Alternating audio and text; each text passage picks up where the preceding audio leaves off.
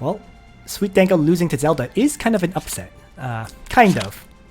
Because to be fair, Zelda is a good player. But let's take a look. Wow, and it's a win by 2-0 too. You know, royally winning 2-0 is not too surprising. Lemon's winning 2-1, not too surprising. But SweetDango getting demolished is a bit surprising. So let's take a look. Alright. Whoops. Why did I do that? Let me just restart that. So let's see why, or actually let's just see what happened here. I meant to pause, not skip. Okay, so Zelda's Leonhard is banned, makes sense. And SweetDango's Leanna is banned, which actually makes a lot of sense because SweetDango has talked a lot about how he really uses Leanna to win a lot of matches, right? The combination of Act Again and a summon is just incredible. So Zelda gets to play Juggler, Zerida, Leanna, Leonhard. Okay, fair enough. And SweetDango plays Zerida. Okay, interesting. So, now, Zelda bans Wyler here. And that's because Wyler can use Regroup to allow Zerida to act again. So, this eliminates any chance of, well, it doesn't eliminate, but it reduces the effect of a Bloodthirster style Zerida. Alright, so SweetDango has lost 3 healers now, right? Leanna, Wyler, and Iris. Very interesting pick ban method, I have to say. Continuing on.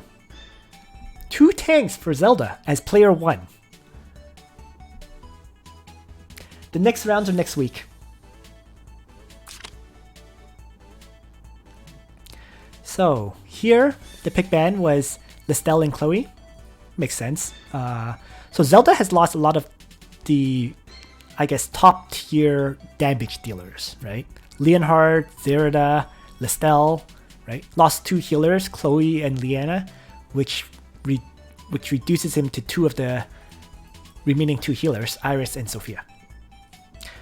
Alright, SweetDango then picks Chloe, right? Only healer left.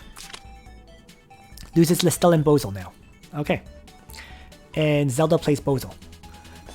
I have to say, it's been surprising how often people have been able to play their Bozels, because Bozel is usually, well, everyone's most powerful character. So I've been surprised to see this so far. Alright, Bernhard and Elwyn. Elwyn makes a lot of sense. I'm not sure Bernhard does. I personally would have banned Luna here, with higher one-shot potential and mobility, right? Especially when Juggler is in play. Bernhard doesn't have that much one-shot potential in general. So, anyways. Continuing on. Gizerov. Okay. Loses both tanks. So, I think this was a huge mistake, personally. I mean, I could be wrong, right? Bernhard can be used as a tank after all, but I would have preferred to play Juggler or Landius there over Gizerov. Alright. Zelda plays Iris. A healer at last. And then loses the other healer. Why are you leaving? Yeah, I really don't understand why SweetDango left Luna there. Continuing on. Yeah, Bernhard. So Bernhard ends up being SweetDango's tank, I'm guessing. And SweetDango loses a few more AoE attackers.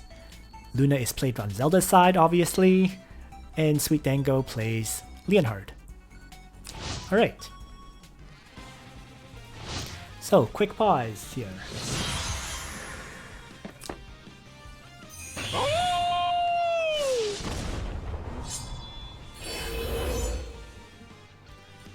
So, take a quick look at the parties in general.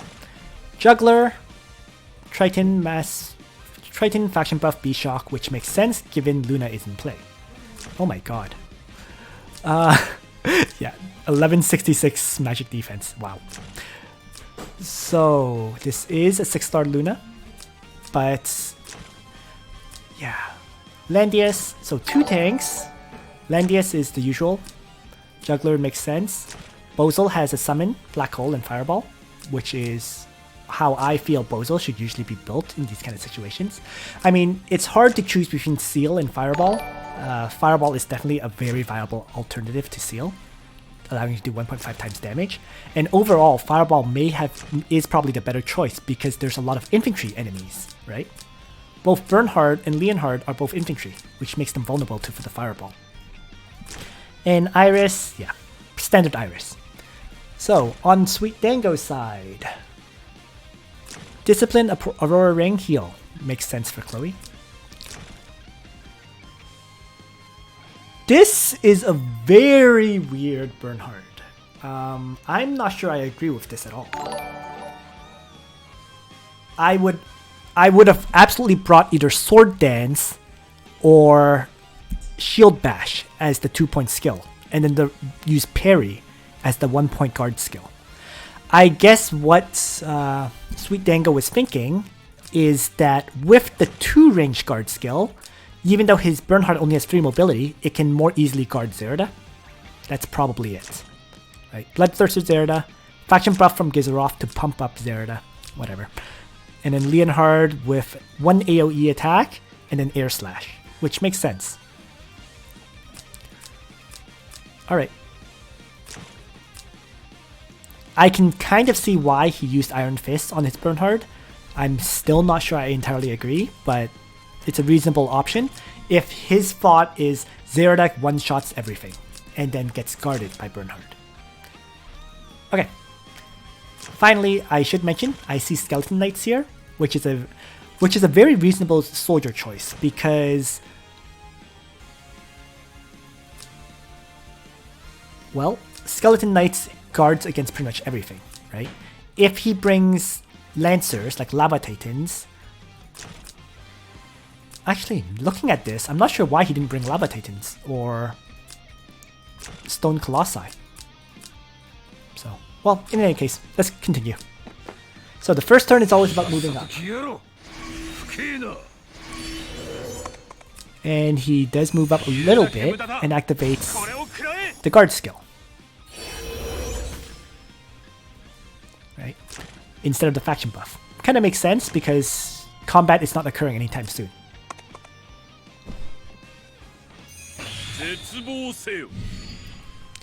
Zelda drops a summon. Zerda moves forward. And let's turn on the speed, because I was going a bit slow. Okay, so once again, Chloe with King's Crown, increasing Zerda's damage exponentially. And the faction buff buffs up Bernhard and Zerda. And then summon is dropped.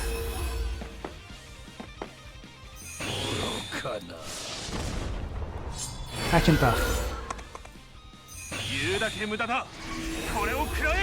Zerda. The interesting thing here is I'm not sure I actually agreed with that Zerda action on turn 1. Of activating Bloodthirster right on turn 1. Because it leads to this current situation where Zerda can't actually attack anything this very first turn.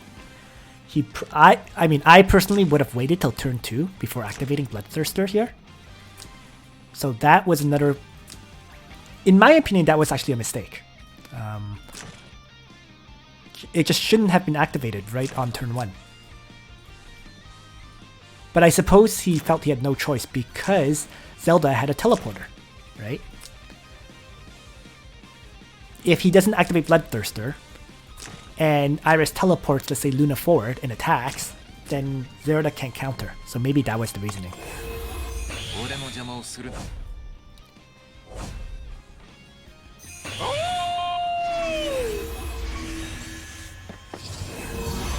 Actually, I actually just feel this pick ban was not very favorable to SweetDango in general.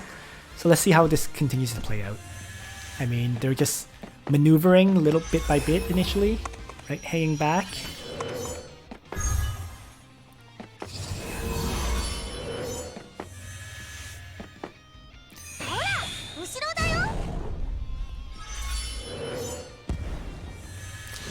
So yeah, now the combat is about to begin, and Zelda got to activate Bloodthirster once again.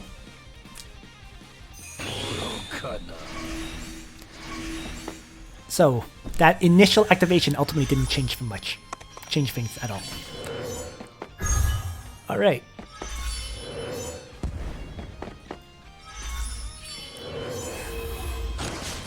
But Juggler, oh.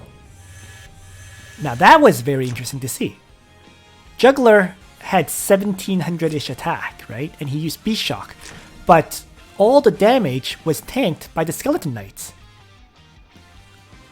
Because the Skeleton Knights, I guess, had so much hit points.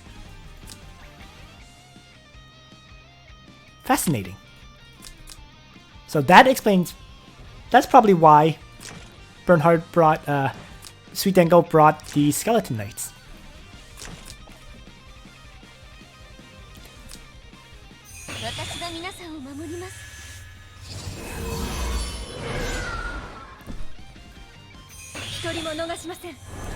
Right, the second attack comes in. Luna's Raging Thunder. And that should kill off Bernhard. And it doesn't either. Oh man. Wait, how is this Bernhard so tanky?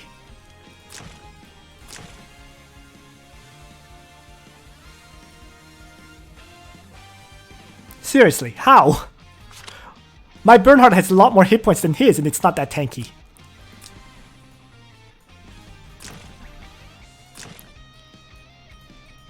Wow.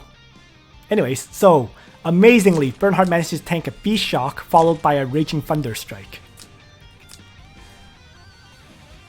Let me just go back one turn quickly. Ah, Luna, I guess, didn't have a faction buff just now. That's why. Yeah. Because the faction buff was wearing off. So that's why Bernhard was able to tank that Luna strike. Okay. So Zelda gets the opportunity to one-shot. But with that AoE, down goes Bernhard.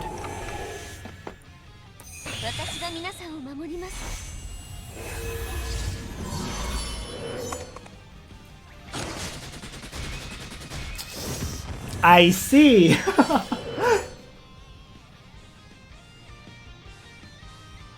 That's why you said it got very ugly, ASF. I see.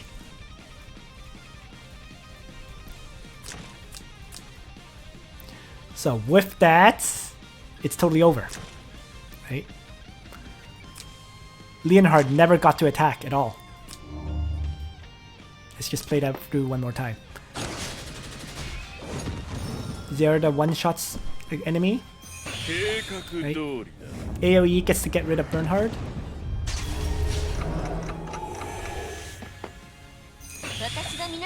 Aurora Ring is used, but it doesn't actually heal anyone.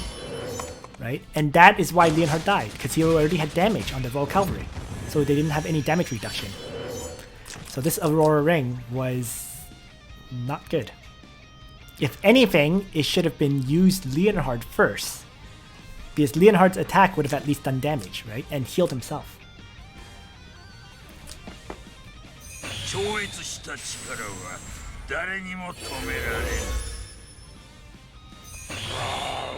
Yeah. I mean, but overall, I would say this was determined in the pick ban phase.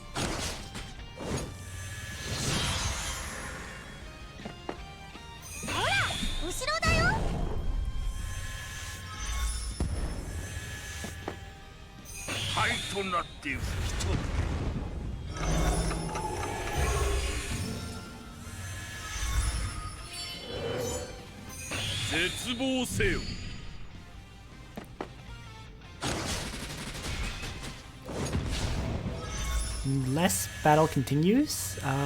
Interestingly enough, SweetDango decides to go full offensive instead of trying to defend. I mean, to be fair, defending won't really help him either, because Zelda can only kill off these ranged attackers. It can't really kill off Juggler or Langrisser.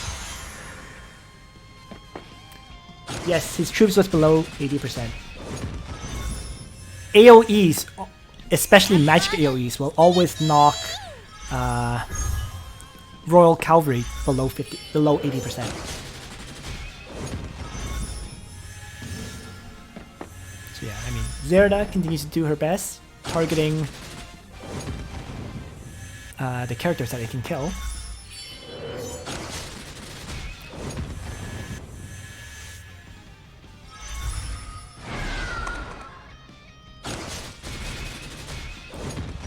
Now, interesting point here. If Chloe had phalanx soldiers there instead of the zealots, I think Chloe would have tanked that. Just an interesting point. I mean, zealots do a lot more damage, but they're not as tanky as the phalanx. So, continuing on. So Chloe is dead. Gizaroff. Oh, Gizaroff lives.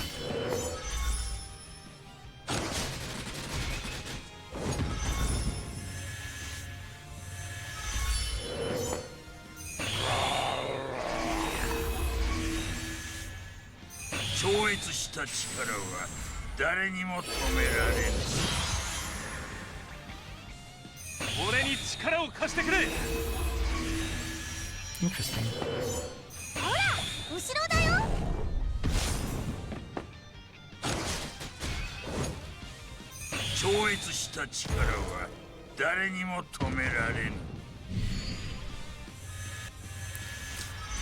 Oh, okay. I think I know why SweetDango decided to bring Gizaroff.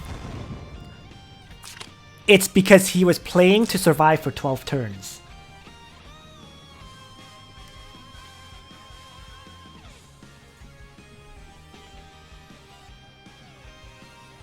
Interesting, Notorious Thief. I'm not seeing any errors at all.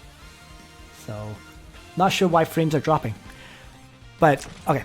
I think the reason why SweetDango decided to play Gizaroff was A, Gizaroff's faction buff does buff up Bernhard, that was his plan, and B, these constructs can act as tanks to survive in these tiles, right? So he was probably playing based on, hey, I only need characters to survive for 12 turns. And since these summons are considered characters, he felt that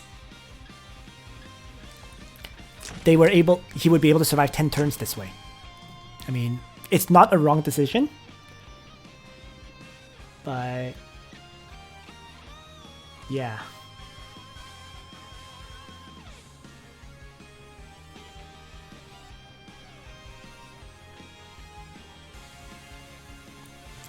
So, continuing on though.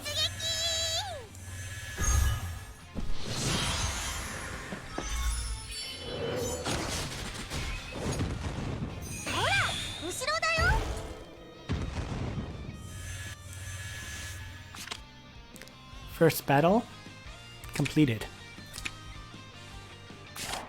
And so the second battle, SweetDango is now first. And his Zelda is banned initially. He now bans Zelda's Juggler. Okay, playing Liena first. Losing both tanks. So he'll probably play Bernhard, I suppose?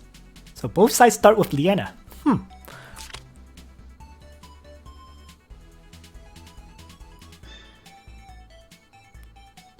Now, that was not a ban I really agree with.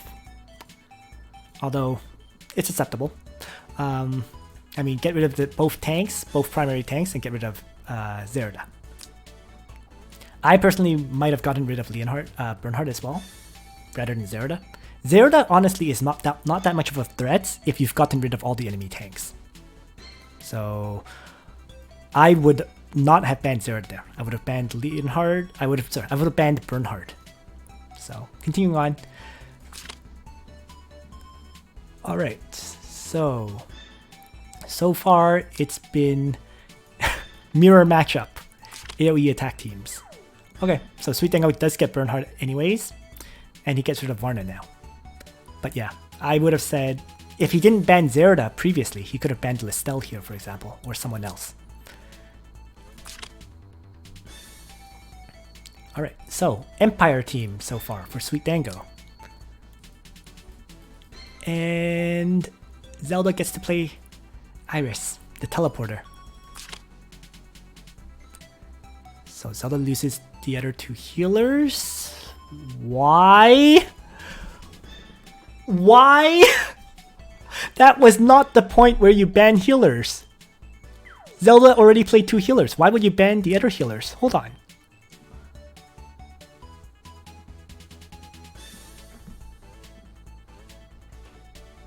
Yeah, Notorious Thief.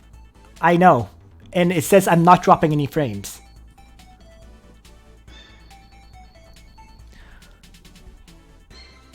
So this ban was a massive error. Zelda already played two healers. He would not, it doesn't make sense to, I think, play Chloe and Sophia at this point.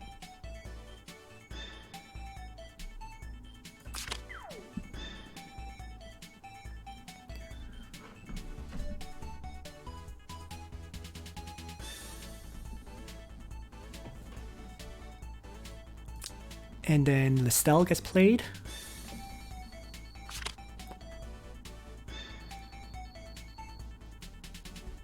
Bozel. I kind of feel you did though, Dango. He couldn't have been able to play Bozel here.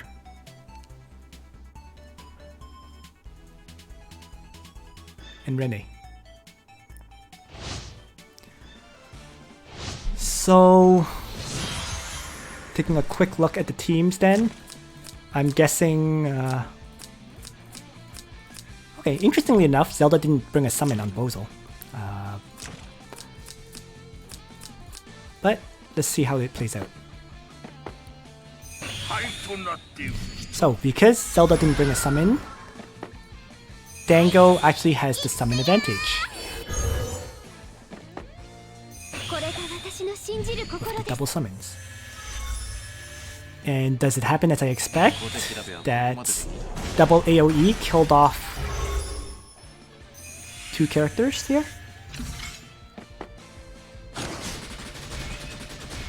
One character. Okay. Yeah.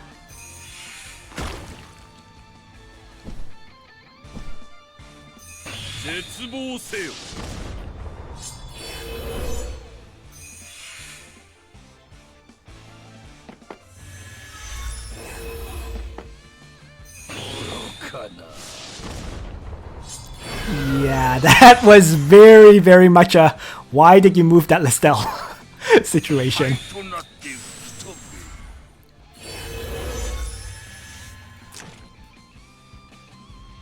Yeah, so then, yeah, Leonhard was able to attack, kill, and even retreat. Yeah, that Listel move was not good for sure.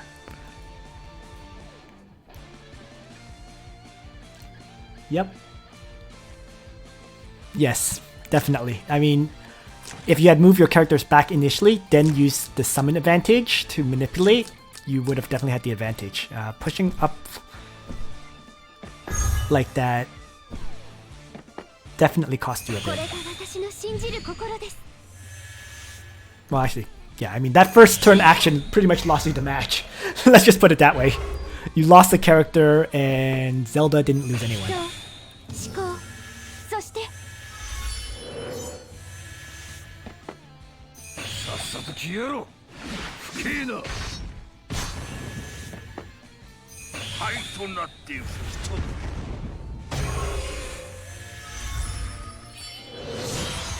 Oh, interesting.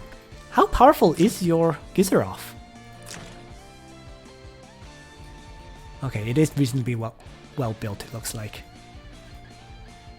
So, okay, continuing on. Ooh. So Bernhard gets one-shotted.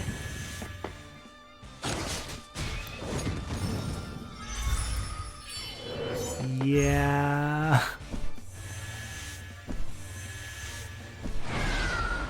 I don't know. I mean,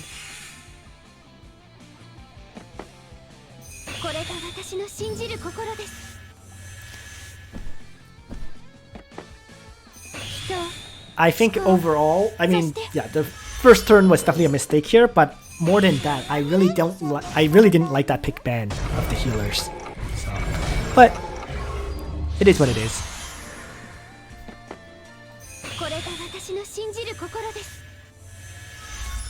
So with this, yeah, Zelda wins. I mean, if he basically got to kill off a character at the start and ran away with it after that. Because after that, it was just each side was trading characters, but Zelda had a character advantage.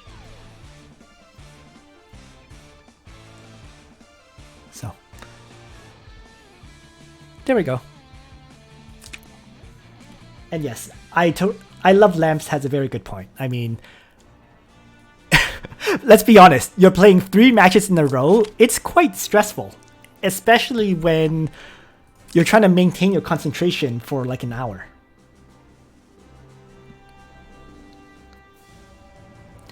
So, overall, that was... Yeah, Sophia won both of her matches in pick ban, as I Love Lamp said, which I covered earlier. And here, SweetDango just, I guess, unfortunately made... I mean, I feel like both matches were kind of lost in pick ban as well. There were in-match mistakes made as well, don't get me wrong, but I feel like the pick ban phase cost SweetDango a lot more. So, as for the other 2 matches, the Royally one and the Lemons one, I don't think I'm not going to go over them in detail. I mean, the expected player won, basically, for those 2. So, yeah. And actually, let's see if I actually won gold. So yes, I did win gold. The contestant you aided won the elimination match. I have no idea who I bet on, though. So in total, I only bet... I did do 6 bets yesterday, but today I only did the free ticket bet. So that was not bad. I mean, I got 180k gold for it. So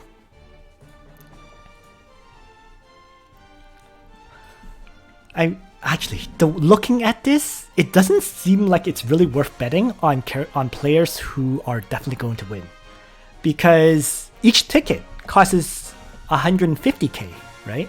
If you're getting 180k for the victory, you're only getting 30k gold, but you're risking 150k gold for it. So I guess if you're going to buy tickets to bet with, you'd have to bet on someone that the odds are pretty even and you're pretty certain that the player will win. So for example, anyone who bet on the Sophia Cliff Elbrig match and actually won with Sophia would have probably earned quite a bit. But if you're betting on someone like, you know, that has a clear advantage like this, then you're probably not going, it's probably not worth it at all. Yeah. All right. So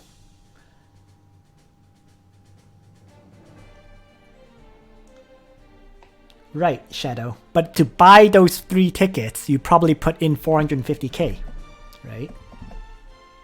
So you actually only made 50,000 gold for betting. And since you had to bet 450k gold for that, it's totally not worth it. The only time it's worth betting clearly is when the odds are near even or even against you. So anyone who bet on Sophia would have made quite a bit of money there, right? Because the odds were actually against her. If you bet on lemons, you would have made basically nothing. If you bet on royally, you would have made nothing.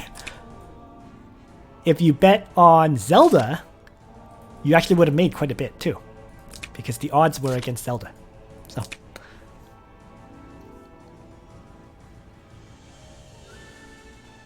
Oh yeah, there you go. Congrats, Notorious Thief. 2 million for 3 tickets. Yeah. So you made over 1.5 million for that.